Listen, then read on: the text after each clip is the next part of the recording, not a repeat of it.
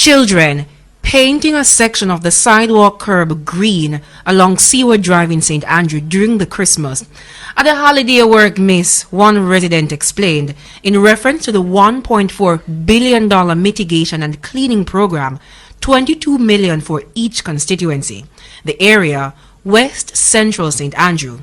The Member of Parliament, Prime Minister Andrew Holness.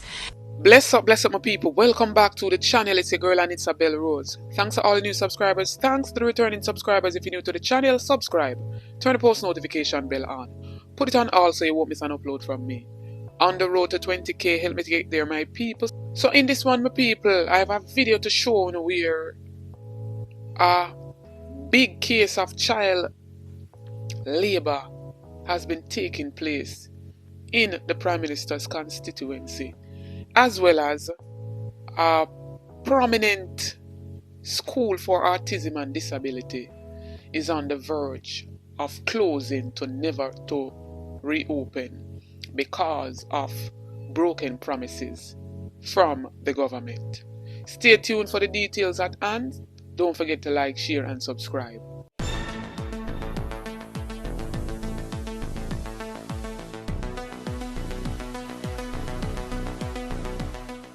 Some people know the whole $1.4 billion that was set aside by the government to issue to each constituency $22 million to do cleanup work and all of that.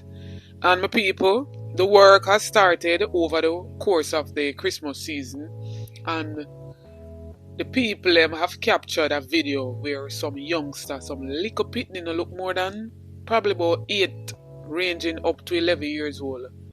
A lady standing in the video just the same, and the children are doing painting work for the sidewalk.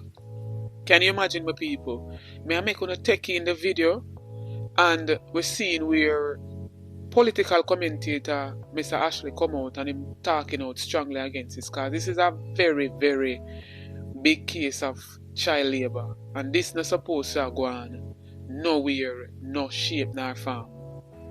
How can work supposed to be given out in each constituency and adults supposed to do them work? Who is overseeing these work, let alone to have children a paint sidewalk? And there's a twist in this, but I'm going to take in the video. I'm not going to the bag of long talking. I'm going to take in the video. It is illegal. It is illegal.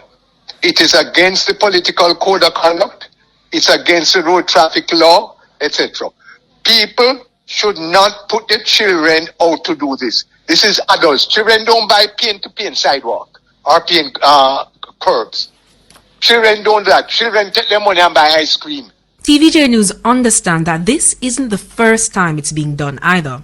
On a tour of the constituency, we observed several green-painted sidewalk curb along with green political flags. From sections of Seaward Drive to Olympic Way in the West Central St. Andrew constituency, the sidewalks have all been painted green and white. Now, we did notice that some sections were left bare, and we were told that it's because of the school zone. But even at the Seaward Primary and Infant School, we did notice fresh paint of green and white over the yellow sidewalks. We reached out to the office of the Prime Minister, but we did not receive a response. Notably, in the vicinity of the Olympic Gardens police station, the curbs were untouched. A police source told us that painting sidewalks in some areas could stir up tension. In fact, it happened in the Central Kingston constituency. Then political ombudsman Donna Parchment Brown ordered that the sidewalks be repainted. That was in 2020. But when we revisited, the curbs were not repainted. Residents told us that even recently someone repainted the curbs on Hanover Street green in the Christmas. However, after public outrage, the curb was repainted in yellow. The people that are doing that in the so-called garrisons are represented by the people who live in quote-unquote gated communities. These are not painted that way. You don't dare paint it one color or the other. That is what the ghetto people must realize.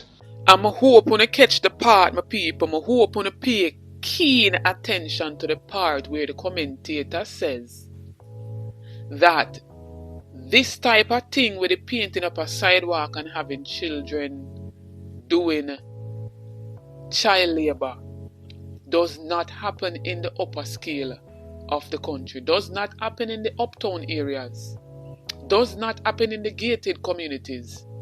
So what them a try to prove? Hear him say? Are the ghetto people them alone a behave so? The ghetto people them, the government have a turning a big fools.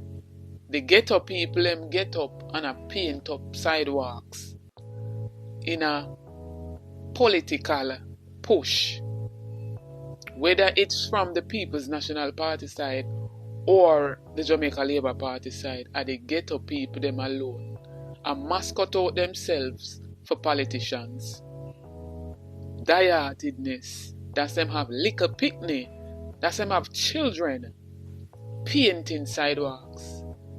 This now happen uptown. I want to make that sink in. And so we did. TVJ News visited other middle and upper class communities where many of the political directorate reside, including the Prime Minister. No green, no orange curbs, neither political flags nor posters. For political and social commentator Paul Ashley, there is urgent need to operationalize the Office of the Political Ombudsman. Equally important are more stinging sanctions. You see, it's nice to pass resolutions, to have people sign nice codes of conduct, but nobody enforces it.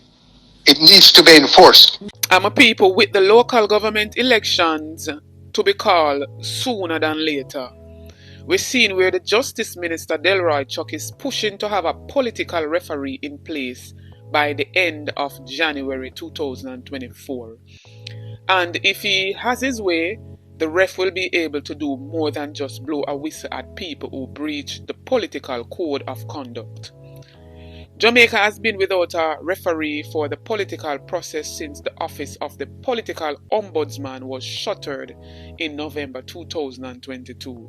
At that time, the government had indicated that the role of the political ombudsman would be taken over by the Electoral Commission of Jamaica. The calls for a political ombudsman to be placed to monitor activities on the campaign trail have grown louder.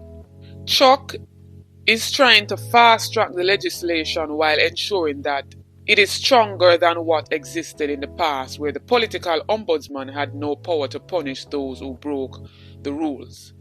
The Political Ombudsman Act, we want to adjust it to say that its function will be carried out by the Electoral Commission, firstly, and secondly, we just want to say that there will be enforcement where penalties can be imposed from apology to suspension, and with the Electoral Commission having even more power. So if the candidates misbehave and they don't apologize, or if the misbehavior is so egregious, the Electoral Commission could in fact stop them from continuing to run, said Chuck. Some people in this segment, we have another school that is on the verge of not reopening as the ministry is yet to fulfill commitment to pay fees. And this is a very important school in Jamaica. This is a school where they help children with learning disabilities and autism. So in a letter dated December the 30, 2023, the acting principal Maxine Bolton and Wesley Hilton, the acting director of the Promise Learning Center, has issued letters to parents whose children attend this institution.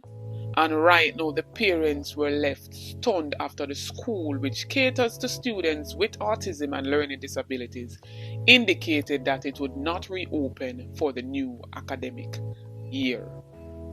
Right? The Ministry of Education and Youth failing to honor its commitment for payments that would cover the tuition for dozens of students enrolled at the Hagley Park Road, St. Andrew based schools. So there was some agreement with people between the school and the Ministry of Education, where the Ministry of Education would pay the tuition for some of these students. And my people, the school have been operating under not so suitable conditions just to ensure that the students get the help that they need. And there's a big failure on the government part to stand up to their obligations of what they contracted to do, and has left the hard-working and dedicated teachers and staff without a salary, without bonus, without incentives for the entire Christmas season. And so the teachers and other staff are taking action. So the parents them get letter to say that there will be no school for this academic term. Can you imagine, my people? Since yesterday, me do one video where you take restive over salary and come back for find out this is a very important school just the same, where a whole heap of people cannot afford to send their children with autism in a regular school because it's not conducive for them. The teachers there are not trained at a regular school to deal with children with disability and autism. And the government cannot stand up to their promises of paying the tuition that will in turn be of pay to the teachers who are working tirelessly. One of the parents spoke out, didn't want to be named, that they didn't even know that these were the conditions that the teachers are working under. The school has a total of 108 students enrolled, and a whole heap of teachers have left because of the unwillingness of the government to pay them, and they were trying to recruit new teachers just the same, and still cannot get to do that because they are not getting the money from the government. This is a big shame and disgrace. It's not easy having a child with autism, let alone a child with a learning disability, and forget some form of compensation or some form of assistance from the government, and they cannot fulfill that promise up to the T or up to the E. But I want to drop on a comment in the comment section, my people, and tell me what you think about everything that was said in this video, from the whole child labor come right down to this another school to be closed permanently over salary discrepancies as it pertains to the government. Tell me what you think. Make a reason in the comment section. Don't forget to like, share and subscribe to the channel. Go over to my other platform, Instagram and Facebook, and follow me over there at Anisabel Rose. Check out the YouTube store, make a purchase, it goes in support of the channel. Check out the YouTube membership, you get a lot of benefits by becoming a member. We do notification shout out in each and every video to be a part of that. All you have to do is be the first to like, comment and subscribe to the channel, and you'll be featured in the following video to come. This notification shout out goes to Arlene From. Big up yourself, Arlene From. Thanks for the continued support from each and every subscriber. New viewers, come on board, journey with me, join the family. Like up the videos, share out the videos, subscribe to the channel. Support the ABR movement by playing your part. On the road to 20k. Stay tuned for more videos. Get this video to at least 500 likes. Remember, my people, have a GoFundMe that is out for my father who is very ill at this time. If it's laid upon your heart to donate to the GoFundMe, no pressure, no hassle. This is a very important cause, and if it's laid on your heart to donate, the GoFundMe link will be in the description. It will also be in the comment section. All of my true, real supporters want to give me some support, Panda One, yeah? Even $1 from each subscriber will go a long way. Even if you share it out so other persons can see the GoFundMe and in turn donate, thanks in advance from each and every person. Stay tuned, big up on yourself.